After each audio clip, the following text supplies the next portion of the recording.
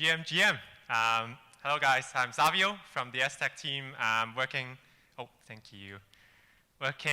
mostly, if not exclusively, on Noir. Very honored to be here sharing a bit about both CK and gaming, how they tie together. And I do really mean that, because gaming is actually what brought me into Web3 back in the day. Not sure if anyone in the seats here had the opportunity or the unfortunate opportunity of playing Gods Unchained, the card game, when it was on Ethereum mainnet. Dark times, expensive times, but yeah, those were the days. So yeah, really excited to get back to the roots and talk a bit about gaming, how it ties together with Web3, how CK kind of bridges both worlds and enhances both worlds. So let's get to it. Oh, but before hopping into the slides, can I do a rough temperature check with the crowd here? Like, how many of you guys are actually working on like Web3 gaming, Web3 games, Web3 entertainment? Can you please raise your hand? Okay, very nice, very nice. Please don't take this personally. I don't mean to offend you guys, but why on-chain game sucks? So we have a lot of great games before blockchain was even a thing, after blockchain is a thing, and we have been focusing very heavily on how to bring games on-chain, how we can enhance things with blockchain. But why do we not currently have a mass-adopted game? Why aren't on-chain games more fun than we envisioned them to be? There could be a lot of different limitations that people bring about. Maybe we are lacking talent, maybe we are lacking creativity on how we design games, maybe it's product market fit, etc., etc. But to me, I do think it's just one simple thing that we are lacking. We are lacking tools. We are lacking tools that enable us to reach the design space, the design possibilities on what games can achieve. And what do I mean by that? Well, we can take a step back into the old times and see about on what are some good games or exciting games that at least I find them exciting has in common. So for example, Among Us, if you aren't aware of what the game is, there's one imposter that is amongst the crowd that will be secretly killing everyone. That's his mission. And the mission of the others is to figure out who the imposter is and try to put him to jail. And there's also Hearthstone, classic trading card game. You hold a hand, opponent holds a hand, you play against each other on trying to deplete each other's health to 0. And personal favorite, I do think this is like the best opening scene of all RPG, all games in general. This is the opening scene from BioShock Infinite. Very atmospheric, very mysterious scene that brings you into the world of both on the ground, above the sky. Oh, this one should be hidden, but League of Legends, also a huge game among the esports scenes. I do bet a lot of you guys would be familiar with. If not, definitely the Dota 2, similar as well. Sorry, the TV is off, so I will have to take a peek here. But what went wrong with on-chain games? Why aren't these achievable with on-chain or could be brought about in blockchain syntaxes? I do think blockchain offers two key value propositions for like games in general, as well as apps in general. That would be the decentralized part, also aka like trustless, secure, blah. Those are like the value props of blockchain. Blockchain also offers, well, now with Ethereum and the vast majority of VM-based blockchains, blockchains are also programmable now, aka like composable, open source, etc. That you can compose your game assets, your game mechanics with other game mechanics, marketplaces, etc. A lot of creativity could be dumped on there. But it lacks a key puzzle to game development, which is privacy. And yes, privacy. You might have heard of it as like a human right, a thing for security, but actually privacy is, I would say, personally say, essential to how you design fun games. So if you take a look at all the examples, Among Us, it's all about privacy, actually. Like hiding your identity from the crowd, not being telltale at the early moment that you are the imposter. Like without privacy hiding what our roles are and immediate knowing who the imposter is, there will be no Among Us. It's not a fun game at all to begin with. And Hearthstone, it's all about privacy, hiding out the cards that you are playing, hiding out the cards that you have in hand, as well as in your deck.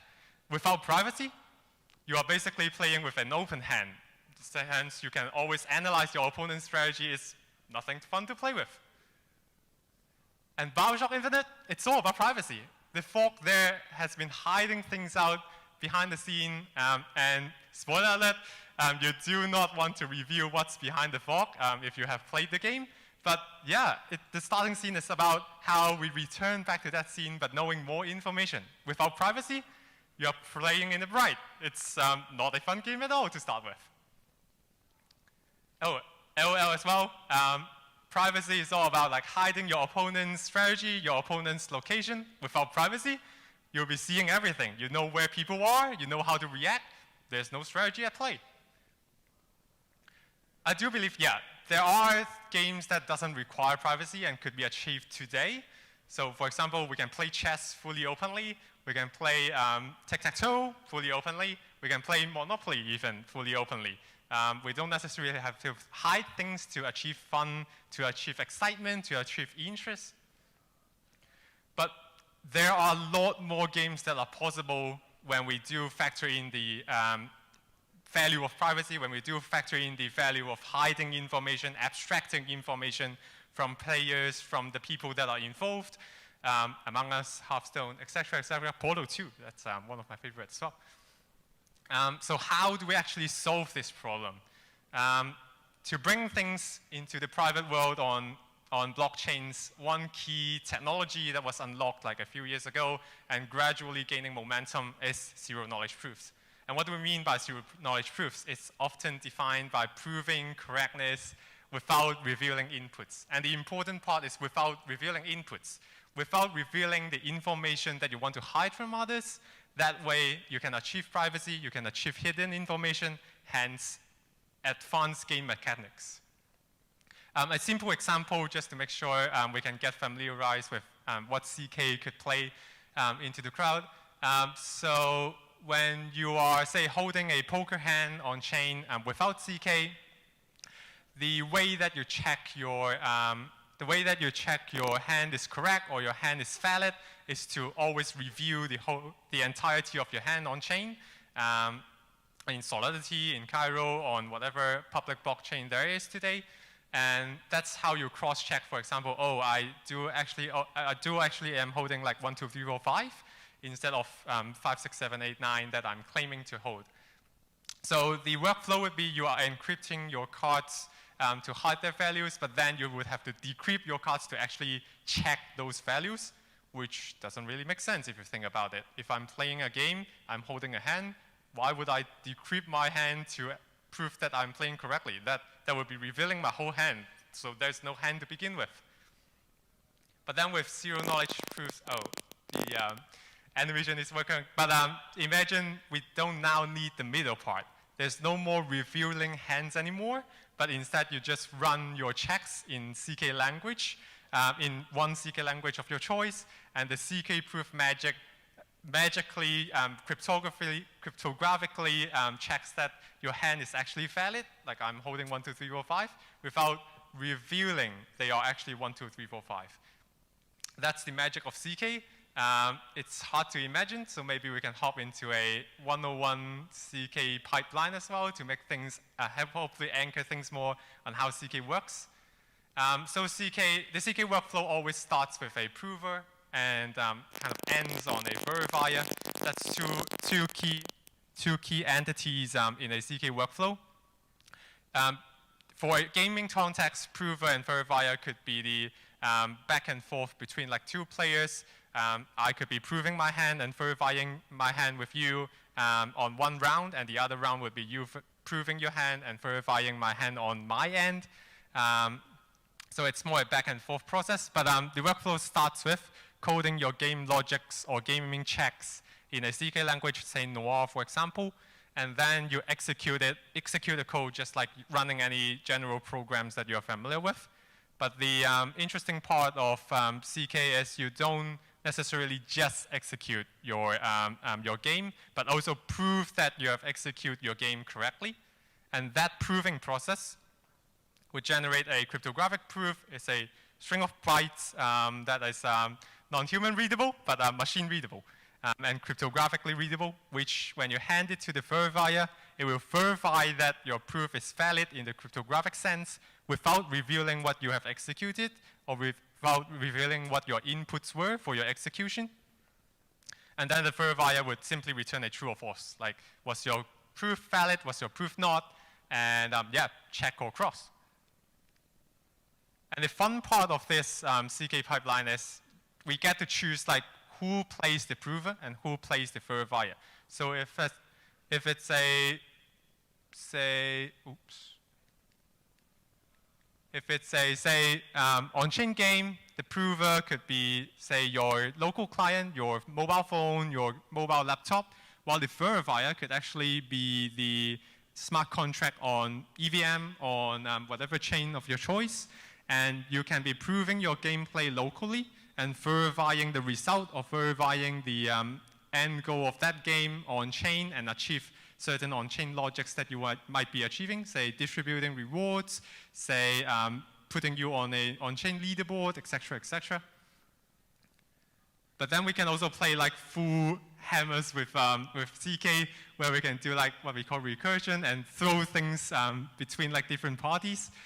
So say Alice and Bob can both be prover and verifier, where they do a bunch of like back and forths in the top. I proved that I played my chess this move, and you proved that you have played that move, and we go through the whole round of game. And after everything is completed, we submit one final proof for that gameplay onto the blockchain context, where we then settle kind of the game on-chain. So there's a lot of things to play with CK on blockchain, but I do think oh yeah, so we can, some bonuses that we can enjoy are like rolling things up, trustless verification, etc., etc. But the key thing that CK unlocks for gaming, especially Web3 games, is that it offers privacy. Privacy that we always have thought of as a human right, as security, as the boring stuff, as the activists would care about. That's not true. Privacy is all about bringing the fun to games, bringing the fun to on-chain games particularly, and unlocking the next step, the next huge unlock for gamings in general, particularly for Web3 games, that we can now bring the properties that we all enjoyed in the games we loved to the new era of gaming on-chain. So yeah, that's a brief talk. Happy to talk more about like CK, happy to talk more about design logics off the stage. But yeah, just great meeting you all here, and I hope you are enjoying the week. Thank you all.